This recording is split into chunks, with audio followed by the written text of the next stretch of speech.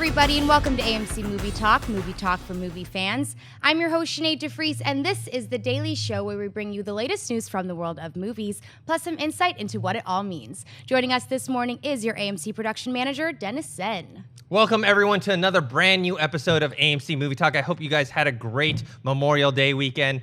I spent mine mostly working. Oh, man. Aww. Also, here's AMC's Mark Ellis. I spent my Memorial Day drinking IPAs and following Sinead's barbecue on Instagram. What a time. Creepy. And AMC's Christian Harloff. Congratulations, Android people. You got Periscope. Now you can be bombarded by mine. All right, well, in the battle for the Memorial Day weekend box office, it looks like the debut of Brad Bird's Tomorrowland, starring George Clooney and Britt Robertson, barely beat last week's box office winner, Pitch Perfect 2, with $32.9 million to $30.8 million, respectively. In third place was the critical favorite, Mad Max Fury Road, with $24.8 million, followed by fourth place for the Poltergeist remake, which made $22.6 million. Marvel's Avengers Age of Ultron held strong in the fifth spot with $21.6 million in its fourth week. Dennis, what do you think about this weekend's box office numbers? Well, obviously, the biggest thing that stands out is Tomorrowland's numbers. It's not a bomb, but it's definitely not what they wanted to do, they were expecting to do, so it's a bit of a disappointment. The one thing I will take issue with, Variety came out with an article called, Tomorrowland Exposes Hollywood's Originality Problem. I take issue with it because it's not, the reason why the movie's not doing well has nothing to do with it being an original film or not. I saw it a couple of weeks ago. I know you guys have all seen it, right? Yeah. I liked it. It was enjoyable, but it wasn't anything I was running out to tell people to go see. And they also, I think their marketing was a bit confusing as well, because I think according to the reports, 60% of the people who went to go see the movie were actually adults, and not kids. So I just feel like, you know, we had was it Interstellar last year, and Gravity the year before. Those were original sci-fi movies, and those did phenomenal box office numbers. And so I don't think it's necessarily it being an original movie being the reason why it didn't do well. So Christian, what do you think? I agree with you. I don't think that was the issue. And Tomorrowland is absolutely the one that stands out to me the most, because you don't hear this often. Disney has to be disappointed. And the fact that this thing was tracking to make at least 50 million and to make 32, and then next week San Andreas is going to chip that thing down. It'll be lucky if it does 150 million, 200 maybe, if it's lucky, but I think maybe it'll probably crap out at like 130, 140. So yeah, that's a disappointment. Pitch Perfect to me also surprising that it barely dropped off 50%. That's amazing. Mad Max is kind of doing what we thought it was going to do. The Kingsman thing. It's Kingsman just leveling, it's getting the word of the mouth, it's staying there, and then Avengers still. You look at it, and to see all the number 5 movie has 21,000, you know you're in summer. You know it's the summer movie season. So for me, Tomorrowland is the biggest. I would say it is disappointment, and it's definitely something that. It's not just the originality thing. They didn't know how to market this movie. Nobody knew what it was about. Like you said, the audience that was going to it, the ones that were going to see it weren't raving about it. And I think that if people were raving about it, then you would have seen a bigger number than what they got. Mark? It's also competing against 4 movies that are also in the top 5 that are either franchises or they're sequels, something. I mean, everybody has heard of Poltergeist. That's a name brand. And then you have Avengers, Mad Max, Pitch Perfect. Tomorrowland, I think they've relied too much on the name Tomorrowland. I haven't been to Disneyland since Nirvana was a thing, so I wasn't aware of Tomorrowland being a ride until I heard about the movie. And I think sometimes Disney, they're just like, oh no, people know what Tomorrowland is. It's still shocking to me, though, that it was that low. Even with all that competition, it's a summer movie season. George Clooney's a huge star in it. You'd think more kids would want to go see that movie. That's not the biggest surprise of the weekend, though. Did you guys see the top 10? You know what number 6 is? Age of Adeline. Wow. $15 million. Wow. It had a 365% increase. Who was waiting until this weekend? Who circled on the counter like, that's the weekend? It's Age of Adeline. It's crazy people going to buy Age of Ultron, but they're buying the wrong ticket. That is a good point. It's crazy.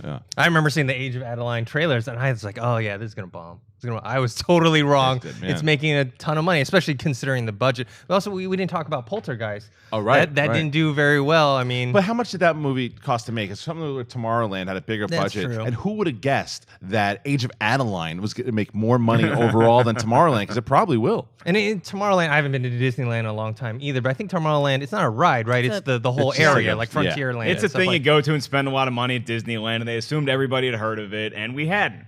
Yeah, that's where it's like, it kind of draws that line. Is it an original film or not? It's using that name of Tomorrowland, but it's not the really... film itself, or what they did, the way that Lindelof and Bird kind of created it. Because remember when we went to D23, that they went through this box and they came up with these ideas. So they did. It was an original idea that they came up with.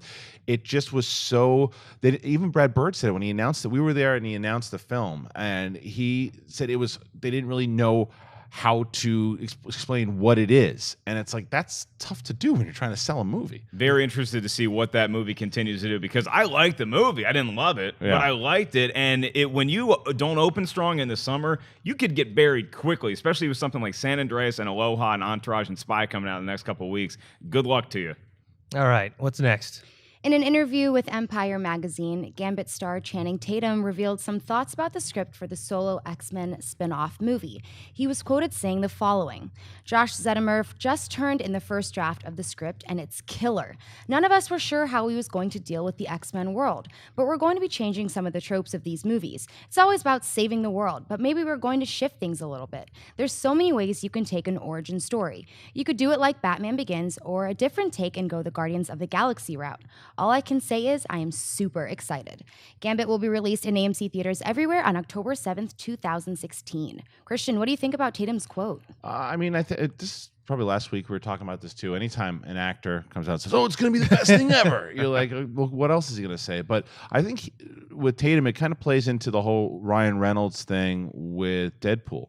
Is he's very excited to play this character. He can't, and I think that if he's been talks to play this character for a long time, even before Taylor Kitsch got it, they were talking about him. So I think that he's going to sell this to us no matter what. But I buy it. I believe that they're having a new take on it, and that we should get excited for it. It's tying into the universe. So I'm encouraged by them. Mark? You know, X-Men keeps getting bigger and bigger when you see something like Days of Future Past. You got from First Class to Days of Future Past, now to Apocalypse. I think that this is also like, hey, guys, we're not going to be saving the entire universe in this one. It's going to be a smaller story because it's going to focus on Gambit. And what Gambit brings to the table besides cards is personality, is a sense of humor, is an action presence. And when he compares, it sounds like that they're aiming for somewhere between the gritty take of Batman Begins and the fantastical elements that were Guardians of the Galaxy. So these are very early comments. These are things that you would expect anybody to say, like what Christian said. Nobody's going to come out and be like, I read the script and it was not that good. I'm rethinking it. Yeah, I wish I didn't sign the papers, but I'm encouraged early. It doesn't mean a whole lot to me, but we're on the right path.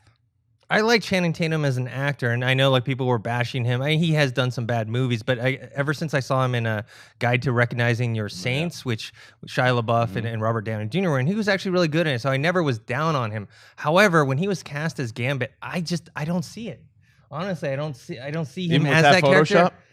It's a great Photoshop. Well done, Ray. Yeah, I just don't see him as that character. I kind of see I forgot the actor's name, but he's in Age of Adeline. He's in Game of Thrones as Dany Targaryen's lover. That guy. I see him kind of like the more roguish kind of that type of guy. Well, I think Tatum could have helped himself if he had said these comments in the accent that we're hoping to get. Right. Because that's a tough accent to nail. So if Channing Tatum can nail that accent and pull it off, then he can definitely be Gambit. And I think he can, because he's one of these guys that he evolves as an actor, and he's a hard worker. Just look what he did in Foxcatcher. You can say, oh, he's just walked around like a gorilla, but he absolutely embodied that guy. And that was a great performance by Tatum. And I think that if he wants to do the accent and he practices it, he's a guy that's going to do it. Like even when they talked about what he did at Foxcatcher, he became a wrestler. He was in there every day. He hurt himself just to do it. He's going to learn that accent. He'll learn it. If the accent isn't good, I say just don't do it at all, right? I agree. Right? Just like Age of Ultron, we saw those like made up European accents.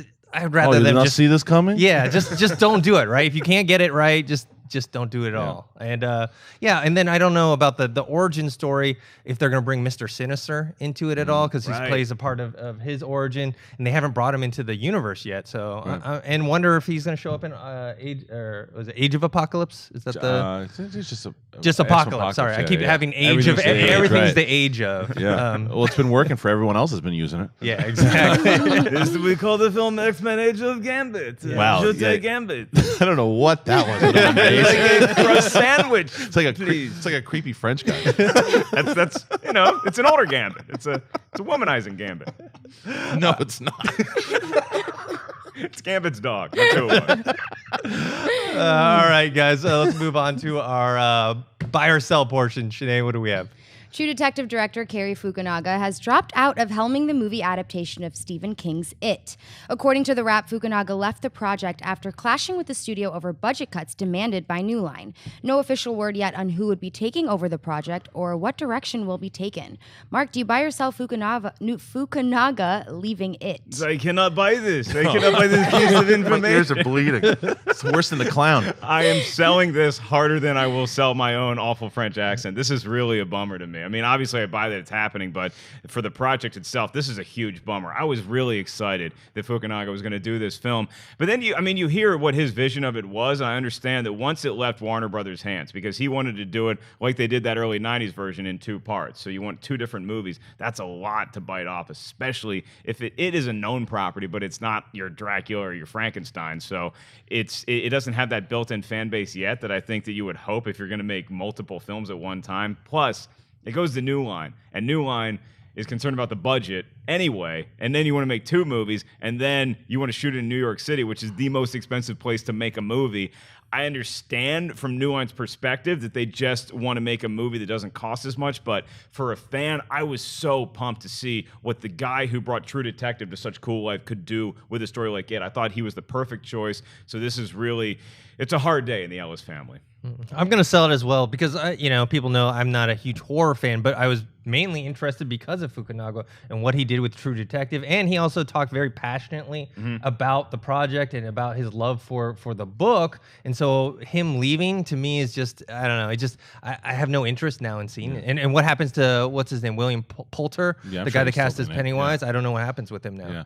Yeah. It's fine. I mean, I'll buy him leaving if he's saying I needed to make my movie this way and I'm taking off. So I'll buy it on that element. I believe it's still Warner Brothers though, because New Line has a deal with Warner Brothers. I don't know studio stuff. I just thought it was Warner Brothers, then it was New Line has a deal with Warner Brothers. They're just like the production company, but they still have the same type of deal. But yeah, to have New Line calling the shots over there and cutting budgets, you let this guy do what he wants to do at this point. He's coming off of that.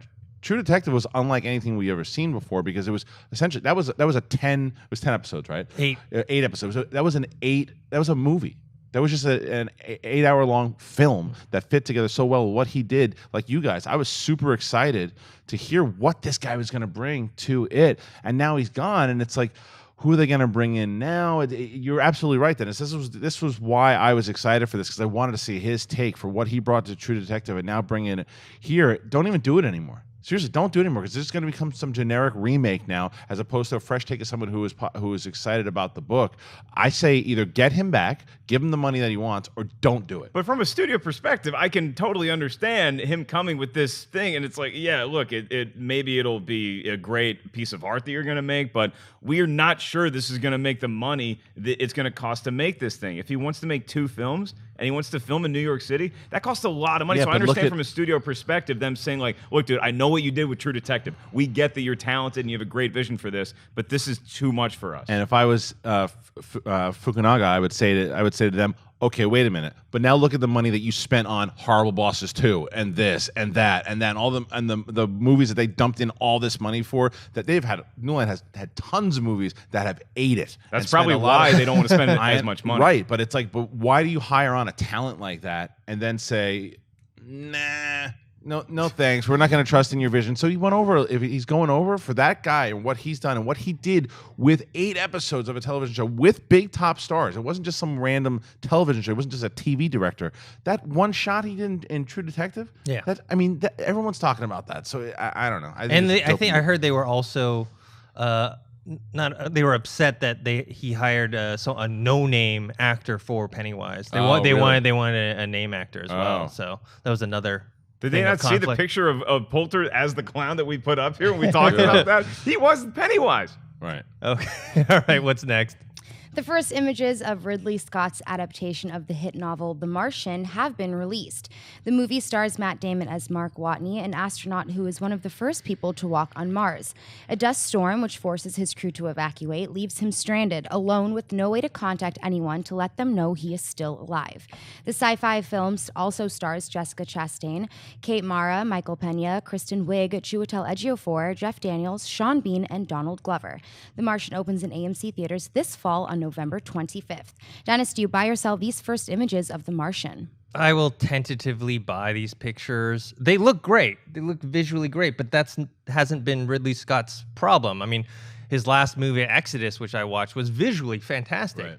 I barely could keep my eyes open during that movie. And so seeing these pictures, I'm like, yeah, the production design looks great. The tone of it, the look of it, Matt Damon looks cool. But I'm just worried, so I'm cautiously, hopefully optimistic for it. Christian, what do you think? I'm optimistic as well, but we're talking about the pictures for sure. And like you, I buy it. I think it, like you said, Ridley Scott makes things look awesome. It's gonna look cool. But what I'm also optimistic about is that Matt Damon's very invested in this project, and he was on this before Ridley Scott was, and this was because I know Drew Goddard was originally in for it. So I think that we're going to be in good shape. And the only thing I'm worried about from looking at it is that it's not like a spin-off to Interstellar with Jessica Chastain and Matt Damon, his character. Look, it just looks like him waiting for McConaughey to show up. But other than that, I'm really excited for this movie, and I want Ridley Scott to come back. I want him to be walking out going, yeah, Scott finally nailed it, because the last two, like Prometheus, I'm with you. I was like, and then The Counselor, my God, that was horrendous. Yeah, but I totally buy these pictures. That looks awesome. You can say whatever you want about Ridley Scott, and I liked Exodus, Gods and Kings. It surprised me that I was able to stay awake during it. And Prometheus, I thought was pretty awesome. It looked visually amazing, and that was the best part of it. But I think you take something like this and you look at that cast that's in there. It's such a diverse cast, and not just ethnically or racially or genders and all that stuff, but it's just people coming from different acting backgrounds all coming together in this film. I mean, Kristen Wiig's in this movie, Jeff Daniels in this movie, Donald Glover's in this movie, Sean Bean. Will he survive? Right. Probably not. That's usually what he does. Survived at Jupiter Ascending, so that's the one he survives in. That poor guy. I guess you dance on the floor that'll let you dance, but God. Didn't he survive? I caught the end of, what was that, Percy Jackson and the Lightning Thief or something? He played like Zeus. I only watched the last, whatever portion of it. Yeah, it wasn't good, but I think he survived. They cut his head off in a post-credit scene. Right. All right, what's next? A new trailer for Johnny Depp's movie Black Mass has been released. Depp plays real-life Boston gangster Whitey Bulger, who was on the FBI's most wanted list for years. The film also stars Joel Edgerton, Benedict Cumberbatch, Kevin Bacon, Jesse Plemons, Peter Sarsgaard, Dakota Johnson, and Corey Stoll. Black Mass is being directed by Crazy Hearts' Scott Cooper and will be coming to AMC theaters on September 18th. Christian, do you buy or sell the new Black Mass trailer? Huge buy on so many different reasons. The first being for the amount of talk we've all Johnny Depp on whether or not he's finally going to do these roles. I mean, yes, he's still in makeup here, but he looks like he's going back to being Johnny Depp and actually putting in not just a quirky character. Like, this guy was a real bad dude, and he looks creepy as hell in this movie. Even with the blue contacts, but he almost looked like if the Henry Hill character in Goodfellas would have went super bananas. He looked like Ray Liotta at one point when he's talking to his son in the beginning there. But the other reason I buy it is because we haven't had a really great gangster film in a bit. I didn't like American Hustle. I thought it was okay. This movie seems like another. It almost seems like Scorsese could have done it from the trailer with the music and everything too. But I'm super excited for this one. I want to see how much they play in the informant part of it and how much they actually covered, because this, like I said, and they say it in the trailer here, one of the most notorious gangsters in U.S. history, and he was, and only got caught 5-6 years ago, whatever it was. So yeah, it's going to be a pretty crazy movie. Mark? It's a buy for me on the trailer. I was shocked when I saw a trailer. I was watching an NBA playoff game last week, and the trailer came, and there was a little spot for it. I'm like, hey, what? That September? Wow, that's interesting. They really believe in this project, and what they believe most apparently is Johnny Depp's performance. They're letting Johnny Depp be Johnny Depp, and he gets to commit fully to a character that just isn't some nutcase crazy fantasy one. This is grounded in reality. What's surprising about the trailer is that that's really the bulk of it is his performance as Whitey Bulger is what they're relying on to sell it. There's so many stars in this film, and you see quick shots of some other ones, but you don't get to know anybody else's character, or who they're playing, or which side they're on. So they're really leaning on Johnny Depp, and what this trailer did was what Southpaw I wish had done. Because you got a guy who's really committing to a role, but Southpaw showed you way too much of the story, so now I feel like I saw the movie already. I haven't seen this movie yet, and I don't feel like I have from the trailer. The trailer showed me Johnny Depp's performance, could be an Oscar contender, and there's a lot of violence in this, and that's all I need to see. Great job on the trailer, Black Mass. It's a huge buy for me as well. It's the tone of it, the look of it. Scott Cooper, I like him as a director. He did Crazy Heart, but he also did Out of the Furnace. Did you guys see that movie? Yeah. Great performances he got from Christian Bale and Woody Harrelson and Casey Affleck. So I think maybe it's Scott Cooper. Maybe he's bringing out Johnny Depp's, because we all know he's talented, but when was the last time we were excited about a Johnny Depp movie? Yeah, it's been a long, long time. And so this one looks great. He looks intimidating. The whole speech that he gives to his son, about basically if no one sees you do it, it didn't happen, Imagine being a kid and 6 years old and hearing that, being like, I'm going to have fun in first grade today. We actually were excited about Transcendence, though. We were excited. I was not. You weren't? A lot of people were, though, when you got. But then it was Max Headroom 2.0. You was on your most so excited for Transcendence. Most anticipated. I'm sorry. But that's not your fault. I mean, that's the thing, is that Dennis is right. Now, you just hope that he doesn't loop you in again. Turn into the internet again? Next thing you know, he's actually playing a soda can instead of Whitey Bulger. So. No, but I think from this trailer, I think we've seen, I could be wrong, but I from what it looks like he's back. He does. And so I'm excited for it. All right, we're on to our mailbag section of the show. You can email us at amcmovietalk@gmail.com, and we'll answer a few. Sinead, what do we got? Tomek Jazorski writes, greetings from Poland. Do we really want reboots or belated sequels? Because of the nostalgia, we are always excited about reboots or sequels of our beloved franchises. But the history shows over and over again that almost always they are disappointing. Die Hard 4 and 5, Alien vs. Predator 1 and 2, Predators, Prometheus, RoboCop, Indiana Jones 4, or the Star Wars prequels, just to name a few. With the announcement of Blade Runner's sequel, don't you think it would be better to leave these franchises alone? Yes, there are definitely some bad sequels and bad reboots, but look at what we just saw, Mad Max Fury Road. That's a much belated sequel, 30 years or so, and that was awesome. For me, it's my favorite one of the franchise. So yes, a lot of them can be bad, but I think a lot of them can, be based on the potential of what the hook is in the franchise. They can be good as well. We have the upcoming. I haven't seen it yet, but the upcoming Vacation belated sequel, and that actually looks really, really funny. I enjoyed Rocky Balboa. What was that, the fifth? That was the sixth. Now you got fifth Creed, or sixth, Creed coming out. Maybe that's good. I don't know. I think it just really depends. I mean, obviously, sometimes they're just doing it because they want to use the name of the franchise, but I think in general, it's worth a shot, Mark. The thing about that is that you don't realize that, they just did this as a cash grab, usually until the movie's over. Yeah. And the feeling that I get in a movie when I was ready to see Indiana Jones 4 or the Star Wars prequels or even Die Hard 4 and 5, I'm sitting in the theater and I'm so excited. That's a cool feeling to get, and you simply can't replicate that if you're going in to see an original piece. Even something great that you didn't expect, that you didn't see coming at all, you don't get that anticipation level. So I get psyched for these things. Life is all about creating opportunities, kids. So I'm all for creating an opportunity. Yes, when I saw Die Hard 5, I walked out of that theater and I wanted to kick Bruce Willis right in the Groovers. But 2 weeks later, I hear that they're thinking about making a Die Hard 6 and that it's going to be John McClane in Japan for the anniversary of him saving Nakatomi Plaza. And I was like, sign me up. Let's do it. Let's get it back. Because the great thing about making a sequel or a reboot is that you can atone for the franchise's previous sins. That's one of the reasons why we're so excited about The Force Awakens, is that we can right the wrongs of the prequels. So I love original content, but I get excited to see the stuff that I have some nostalgia for.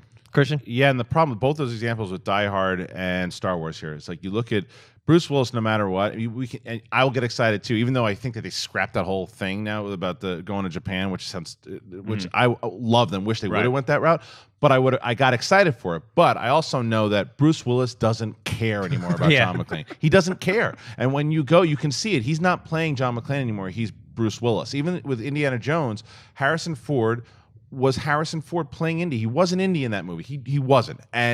But that, not that he didn't care. It didn't work, that particular movie. Now you look at something like Star Wars, right, or even Blade Runner.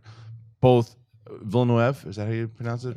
Dennis Villeneuve. Yeah. Villeneuve. He is super excited about doing this project. It was his Star Wars, Blade Runner. So when a guy like that gets a hold of it and the characters, and then brings on the Roger Deakins, and then you have Star Wars, which you have J.J. Abrams super excited about, the fun. It's if the energy and the people who loved it, like us, and people who want to see the stories further, and it's not just about money. It's always about money, but when it's not just about money, then you can get excited for that. Now, as far as reboots go, that's the one for me that I'm usually more on the fence of. Why did they do that? Because it hasn't delivered as much lately. Like I'm still under the mindset that you should remake movies with great premises that didn't work. Like there's a movie called The Slugger's Wife. Anyone ever heard of it? No. And it was Rebecca De Mornay and Randy Quaid, and it's a sports movie that inside of that movie and Daryl Palmer, and it could have a really good story, but it just doesn't. It didn't deliver. But I think that if they redid it today, it could work with the right director. The only thing I remember Rebecca De Mornay in was Hand That Rocks the Cradle. And Not Risky Business? No. Really? Oh, see, oh man, Risky Business. Yeah. Good scene on the subway. You won't be in work tomorrow. Yeah. All right, what's next? Nico Alter writes, "Hey AMC crew, I've been watching for a long time now, and you guys have opened me up to movies I would have never seen, such as Birdman, which I love. I decided to go see Ex Machina again instead of Avengers for the 5th time, and I loved it. Do you think that it could get an Oscar nom for Best Picture? Thanks, and bring on the filthy." Personally, I really like this movie. It's one of my favorites of the year. I don't think so, though. It has a small, slim chance. And it's not that the Oscars haven't recognized sci-fi films before. They have with Avatar, District 9, Gravity. But they don't usually recognize smaller indie sci-fi movies. Because that same year that Avatar and District 9 came out, my favorite movie was Moon. Right. Sam Rockwell starring Duncan Jones. That was my favorite movie, and that got no recognition whatsoever. So I highly doubt it. What do you guys think? I'd love to see it happen. I think it'd be great. It's one of my favorite movies of the year. I can't imagine that I'm going to see 9 movies this year, 10 movies that would bump that out of my top 10. But I think it did come out early, and it came out at the right time for the movie. I'm glad that people got a chance to see it, but it gets so crowded during Oscar season when people are making the pushes. You can see examples in the past, but not the recent past, of a studio saying, hey, we have this movie that came out. It got a great critical reaction. Let's try to push it. Let's put it on the billboards in L.A. Let's remind all these people who are voting that they like this movie that came out this year, because it's a great point. We're celebrating 2015. We're not celebrating the best movie to come out from September. We're not celebrating the best movie that came out during football season. It's the entire year, so it should get considered. I just don't think it will. Yeah, I don't think it's going to. I agree with you guys. Also, right now, my favorite movie of the year so far, it's got 8 months of movies, though, that coming out to where it could knock it out. And like you said, Mark, by the time you get to November, December, boom, boom, boom, boom, boom, all these movies. And it's a smaller sci-fi movie, and it's hard to... It happens, getting nominated sci-fi, but not often. And the Academy always kind of overlook it. So and it might happen again this year. And before you start writing in the comments about Dennis saying Gravity's not sci-fi, yes, it is. It is. I know that the comments are coming. Gravity is a sci-fi movie. I just wanted to answer the comments in my head. It's not a rom-com? No. And then we didn't talk about studios. The marketing campaigns for Oscars. They're not good. The studio for Ex Machina is not going to push this, to get nominated. At least I don't think so. Right. No. Well, I don't know. Maybe performance-wise, because Oscar Isaac was pretty damn good. I mean, and that Alicia girl was really great. So I wouldn't be surprised if they made a few campaigns for the performances, and Garland did a pretty phenomenal job directing. I wouldn't be surprised if they made some kind. I mean, look, they make campaigns sometimes for Transformers for special effects. Yeah. I know it's more money and stuff for the studio to where more people saw it, but I think that it would behoove them to make a push for some of their talent to try to get a nomination. But when the sequel comes out, Ex Machina 2, Yeah. more women Machinas, that's going to get nominated. Well, you joke about Transformers and visual effects. It wasn't just for visual effects. The ad campaign was for Best Picture, Best Director. Right. Yeah. They were having a goof. Yeah. They were Maybe. having a, yeah. Maybe. All right, what's next? Christy Belisti writes, "Hello, AMC guys and gals. Let's play a little game of what if. Say we live in a futuristic society where everyone is limited to one personal computer. This computer is your only access to film entertainment. However, you have to make a choice. Either you can have access to all movies that have already come out since the beginning of film to, let's say, today, or you can see only newly released movies. Do you choose the classics and films you have already seen that you can watch over and over, or do you choose to always watch something new and exciting? Choose wisely. Keep up the great work and stay awesome." Christian, what's your answer to this tough Throw that one to question? Christian First of all, this is probably one of the best questions I've ever seen since being on this show. And it's first, if it was December 19th, 2015, be a harder question. But I take future movies. I would take movies that are coming out from that because it's the future and it's wide open. So you might it would hurt me dearly to get rid of these other things, but they probably get remade anyway. But I still am always kind of looking for the next great thing. Am I always disappointed sometimes going and comparing, that's not as good as that? Sure. But to know that I'm going to get more and more and more, and because I got anthology films coming out. I got a lot of Star Wars to look forward to. So it'd be silly for me not to choose the future. This is one of the toughest questions we've ever been asked on AMC Movie Talk, and I had to think long and hard about it. But I'm actually going the opposite of you. I'm going to take the movies that I've already seen, but with the caveat that I can still watch older movies that I haven't seen before. So that's my new movies. But I can't imagine not seeing some of my favorites ever again. Goodfellas, Lawrence of Arabia, City of God. Like, if I don't see those movies again, I don't know what I'll do. So I'm actually surprised you said that. That means you cannot watch the original Star Wars trilogy ever again. I know, but I get to watch all the new ones. And I know it's you're going to cut off that. Because I can play it in my memory. Okay. And I can reenact it in front of my mirror. The mirror. remastered George Lucas versions, right? Yeah, exactly. No! There's no in that anymore. Greedo shoots first in my imagination and all that stuff too. So it would pain me dearly. It would feel like I was going, every time I think about it, I feel like I'm going to a funeral. But the fact that I know that, oh wait, Rogue One's coming out, and then I got Black Mass coming out. I got all these new gangster movies. I got all this stuff that I could see and get excited for. But thank you for ripping my heart right out of my chest. Mark, on my personal computer, can I watch YouTube clips of Christian reenacting the original Star Wars films? And there you go. Those are your remakes. This is such a random question when it comes to art too, because like if this was about music, this is a no-brainer. You never get another Beatles, Zeppelin, Stones. Right. But I need to hear those songs over and over and over again every day. But with movies, I can usually see a movie a couple times. I'm like, yeah, it was a great film. I don't need to see it again because it's just stored up here somewhere, with the exception of the Star Wars films or Jaws or Indiana Jones, Animal House, Monty Python, stuff like that. But having said that, I've seen those movies enough, and I love them, and it's going to hurt, but I'm going with the future. I'm going with the prospect of a promise that I know the movies that I love, and I've seen them so many times that you can quiz me. I could never see Star Wars again, and 30 years from now, you can quiz me on the stuff that happens in the original trilogy, and I'll nail it. It's just in the gray matter already. So the stuff that I really love, I already have it committed to my permanent memory bank. Maybe because my memory is just not as good as your two. Because like even when I watch a movie I've seen many, many times and I absolutely love, I still get that feeling again when I'm watching, almost like it's brand new. Sinead, what would you choose if you were given the choice? Well, all brand new movies or all the ones you've seen? Keep in mind, Sinead's 68, so she's seen a lot of films. Yeah, I have. I feel like I would need a week to see a bunch of movies that I haven't seen yet, and then I would take newly because I just started watching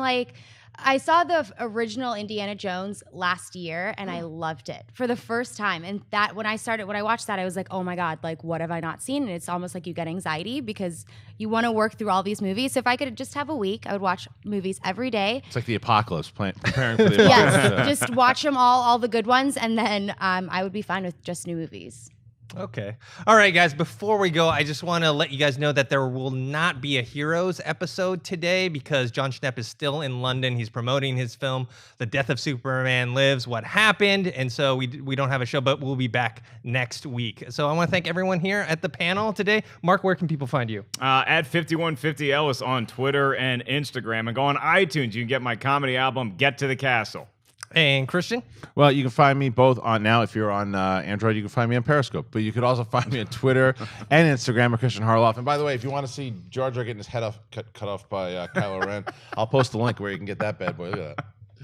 And Sinead, where can we find you on Periscope? Yes, I am on Periscope at Sinead DeFries, as well as Twitter and Instagram, and at thatsosinead.com. And you guys can find me on Twitter at ThinkHero, on Instagram, Dennis.tzng. And don't forget to subscribe to our YouTube channel. That's youtube.com/AMC Theaters. And we'll see you guys tomorrow.